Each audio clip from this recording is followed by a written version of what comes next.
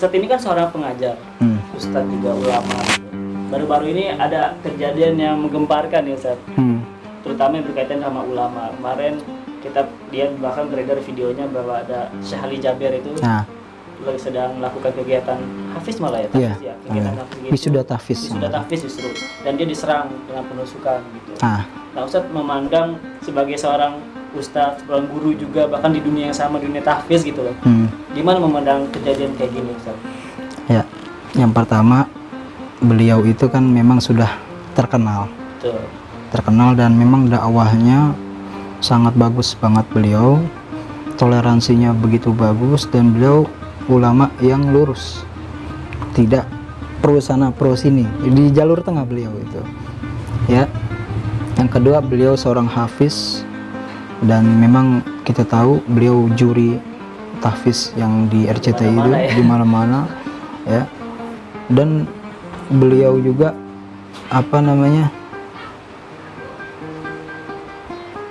bukan asli warga Indonesia ya, tapi diberikan hadiah kalau nggak salah oleh pemerintah SBY, itu diberikan hadiah kewarganegaraan dan itu salah satu hadiah terbesar buat bangsa Indonesia. Untuk masalah kemarin ya itu, kalau saya sebagai seorang mahasiswa melihatnya atau sebagai seorang aktivis dakwah juga, saya melihatnya itu seperti yang diberitakan itu kan orang gila ya. Nah ya, orang gila. Dan ini sangat ironis sekali, kenapa setiap ulama yang kena itu dianggap gila. Yang penyerangnya. Penyerangnya dianggap gila. Dari sejak rame-ramenya kan sejak Pilpres kalau nggak salah itu. Ya. Itu banyak sekali ulama-ulama yang dicecar atau diintimidasi dan ketika tertangkap dianggap gila. Dan ini kan salah satu membuktikan bahwasanya ternyata orang gila bisa beroperasi begitu. Bisa milih ya mana yang ditusuk, mana yang dan orang yang belakangnya pasti lebih gila lagi nih orangnya. Yang nyuruhnya ini lebih gila lagi. Karena nggak mungkin orang gila bisa milih-milih. Apalagi kejadian kemarin banyak orang tuh. Kenapa kalau dia gila babat dulu aja yang di depannya. Betul. Baru seorang ustadznya yang di panggung, nih yang di panggung dulu dia diincar kan begitu. Kalau di panggung pun nggak sendirian. Kenapa yang diserang beliau?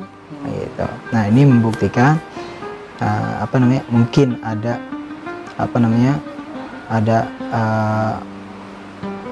permainan atau ingin mengintimidasi ulama-ulama, mengancam supaya dakwah Islam ini mungkin yang penceramah-penceramah jadi takut atau apa. Nah ini justru pendakwah para dai itu makin berani sekarang, makin berani, semakin semakin dicecar, semakin diintimidasi, semakin kuat kita. Ya kalau kata inian seperti bola yang bola karet itu, semakin diinjak semakin tinggi. Tuh, bola karet kan kalau kita injak nih makin tinggi. Kita lempar kenceng ke bawah nih, makin tinggi terbangnya. Tuh, seperti itu. Nah, kalau isu-isunya itu entah ya perbuatan siapa kita nggak tahu.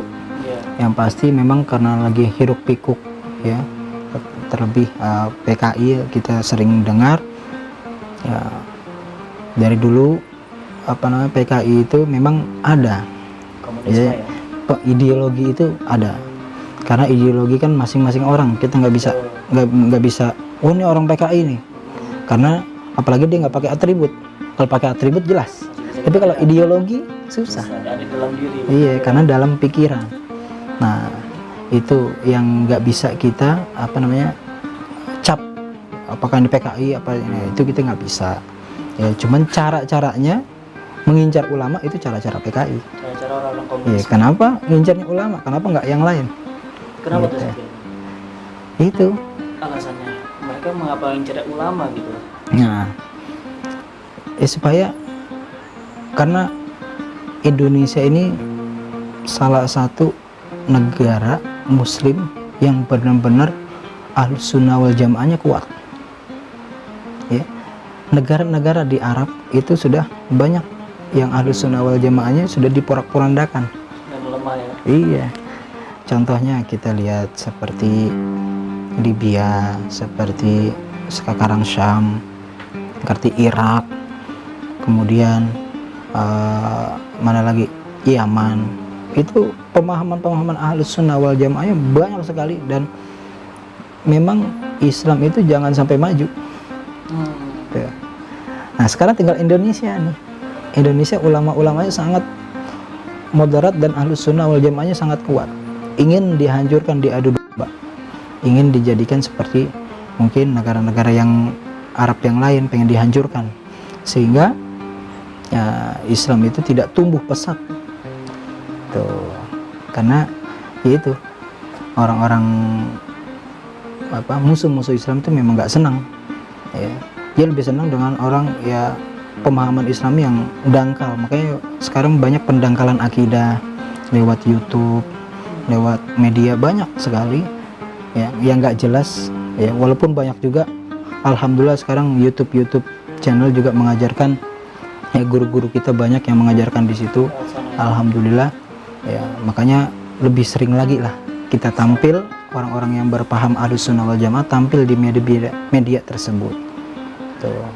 Intinya kita belum bisa berspekulasi siapa dibalik siapa, tapi dari caranya, dari polanya kita sudah bisa menggambarkan bahwa ya ini sudah pernah terjadi. Bahkan sekarang September akan dikit lagi nih kita memperingati kejadian 30 SPKI. 30 SPKI itu yang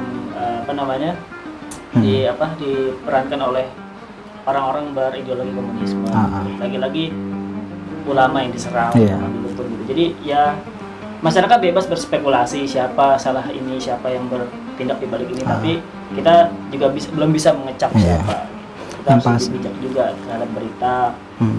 Dan yang paling penting adalah tadi ada namanya pendangkalan akidah, pemahaman kita terhadap agama ini disurutkan lewat media-media hiburan. Kita serang balik gitu. Kita bisa pakai cara mereka gitu. Lewat YouTube kita bangun junduk, undang Ustaz Taki, undang orang-orang hebat yang paham-paham agama. Kita jelaskan lagi teman-teman bahwa Islam sebenarnya kayak gini loh. Iya, jadi memang sekarang lewatnya lewat media. Tapi terlebih sekali sekolah kan daring semua kan. Oh iya, sekarang daring semua. Daring semua. Makanya media karena sekarang teknologi, kita manfaatkan teknologi tersebut. Jangan sampai kita yang dimanfaatkan teknologi. Ya, sama kayak TV. TV katanya meracuni orang. Karena kan kita yang megang remote. Tinggal kita ganti kalau ngeracunin kan gitu. Jadi kita sebenarnya bisa. Nah, tinggal gimana kita mengaturnya aja ya. Teknologi itu alat ya, San? Alat untuk kita yang tentuin sendiri. Luar biasa. Iya, jadi teman-teman semua balik lagi pada kita semua yang memakai teknologi. Teknologi itu adalah alat ya. Pisau pun kita mau pakai untuk masak bisa, mau nusuk orang juga bisa. Jadi kita yang menentukan baik atau buruknya gitu ya. Ustaz, ada saran nggak buat teman-teman di Jundu Channel nih, mungkin mereka yang ragu untuk masuk dunia untuk belajar tahfiz, atau mereka yang masih sekarang lagi merintis tapi ada dengar kabar ngapain sih ikut ini, ikut ini, ada saran nggak Ustaz buat teman-teman semua nih? Kalau saran sih jangan kalau untuk Al-Quran ya, karena itu pedoman hidup kita, terus dunia dan akhirat kita. Ya, jangan ragu, jangan dengarkan orang-orang yang lain gitu. Udah kita yakinkan aja. Ya insya Allah dengan Al-Quran kita bakal bahagia dunia akhirat. Itu udah jaminan tertinggi. Sampai di kubur pun saya mungkin pernah cerita, ada satu riwayat dalam kitab tafsir itu dijelaskan ketika orang fasik, orang maksiat dah gitu.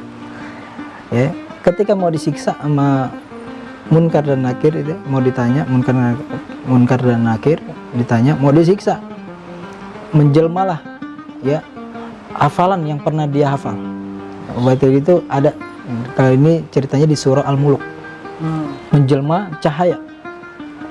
Dibilang, wahai Munkar dan Nakir, kenapa engkau menyiksa ini? Ya karena dia fasik, karena dia sering maksiat. Ketika engkau menyiksa, aku di dalamnya. Kalau engkau siksa ya engkau siksa aku juga. Jadi ada penolong di situ. Ini baru surah Al-Muluk. banyak yang lain. Apalagi kita hafal Al-Quran 30 juz banyak. 30 juz itu udah jelas. Harrama ajsada harrama alal ardi ajsadihi. Jadi kita menghafal Quran itu justru untuk penolong kita nanti. Ya? Penolong kita nanti. Dan untuk dunia pun udah dijamin oleh Allah Subhanahu wa taala. Orang yang hafal Quran dijamin seluruhnya. Intinya kita harus terus belajar. Belajar walaupun ada omongan sana sini untuk melemahkan kita belajar, kita harus tetap pegang teguh lah untuk belajar. Ini ngomong belajar, kayaknya Anda juga dengar cerita Ustadz keterima di Tunis tanpa syarat nih kayaknya. Iya, jadi cerita. Gimana tuh Ustadz ceritanya? Jadi awal mula tahun 2007-2008 saya pengen awal mulanya ke Mesir. Awal mulanya ke Mesir, yang membawa saya itu kalau nggak salah waktu itu yang menawarkan keluarga dari Kiai Kiai Narahawi Abdul Salam, ya, yang rumahnya di dekat Al-Masjid Al-Munawwar. Nah, keluarga beliau ingin menawarkan, ayo ke Mesir. Tapi karena saya baru pulang dari pesantren, kalau nggak salah saya pulang pesantren itu bulan Agustus, Juni, Juli, Agustus. Saya baru pulang bulan Agustus atau bulan Juni gitu, lupa.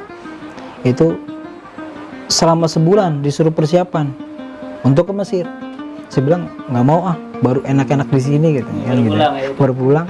Akhirnya entah apa ditelepon lah oleh Depak. Kebetulan pada waktu itu staf ahlinya Kiai Haji Abdul Wadud. Nah, beliau nelpon, ini ada nih lowongan ke Tunis 4 orang. 4 orang aja. 4 orang doang. Beasiswa. Full beasiswa.